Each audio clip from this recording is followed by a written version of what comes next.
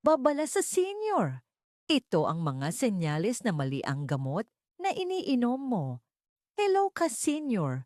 Welcome sa isa na naman nating episode ng Ka-Senior Health Tips. Ka-senior, mahalagang tanong ito.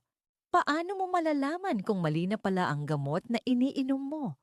Marami sa ating mga senior ang umiinom ng maintenance meds araw-araw para sa high blood, diabetes, puso o arthritis.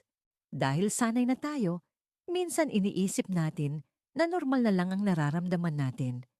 Pero may mga senyales na hindi dapat baliwalain. Isa sa pinakakaraniwang babala ay madalas na pagkahilo. Kung nahihilo ka, lalo na kapag tumatayo, naglalakad, o pagising sa umaga, pwedeng senyales ito na masyadong malakas ang epekto ng gamot o hindi na ito angkop sa kondisyon mo ngayon.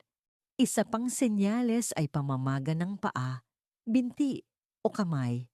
Kapag napansin mong masikip ang tsinelas o sapatos o may bakas ang medyas sa balat, maaring senyales ito na ang gamot ay nakakaapekto na sa bato o sirkulasyon ng dugo. Pangatlo, matinding pagod o fatigue. Iba ito sa normal na pagod ng pagtanda. Kapag pakiramdam mo ay lagi kang walang lakas, antukin buong araw, o parang nauubos agad ang energy, kahit kaunti lang ang ginagawa, pwedeng indikasyon ito na hindi tugma ang gamot sa katawan mo. May mga ka-senior na nagsasabi, ganito na talaga pag tumatanda.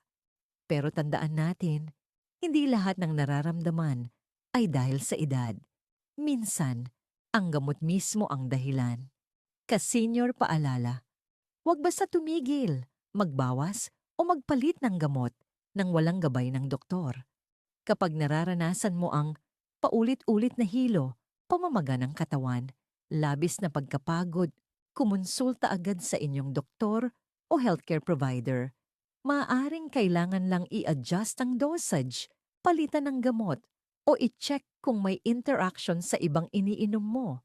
Kasama na ang herbal o supplements.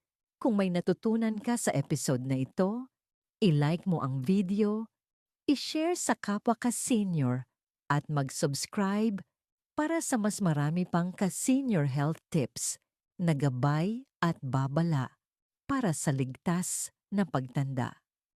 Hanggang sa muli, ingat po tayo lagi at God bless.